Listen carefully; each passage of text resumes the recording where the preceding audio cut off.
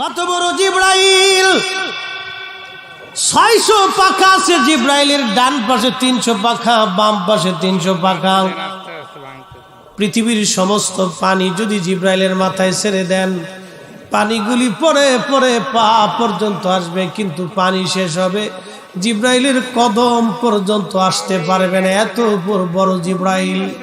300 পাখা আছে। আল্লাহর দুনিয়া থেকে আসমানে যাইতে জিব্রাইলের 300 পাখা লাগে না।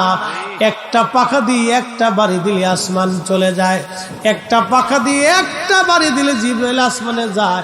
বাকি 599 পাখা কোনো কাজে লাগে না, তো ওইভাবে রেখে দিতে হয়।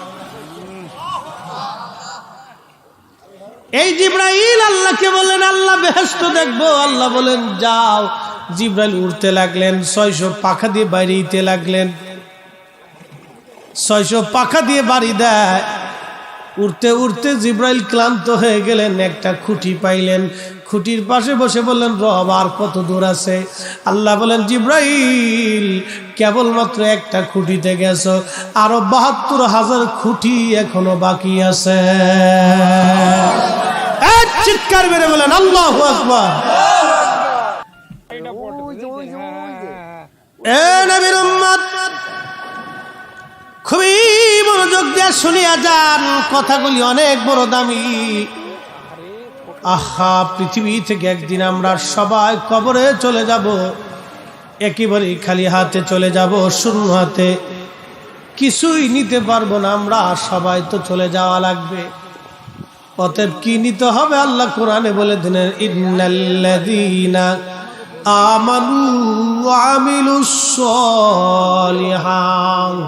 দুইটা জিনিস নিয়ে আসো, একটা ঈমান আর একটা আমল। ঈমান আর আমল, ঈমান আর আমল।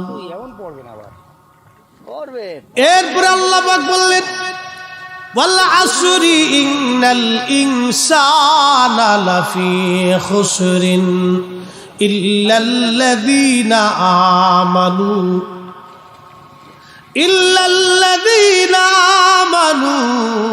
ওয়া আমিলুস সলিহাত।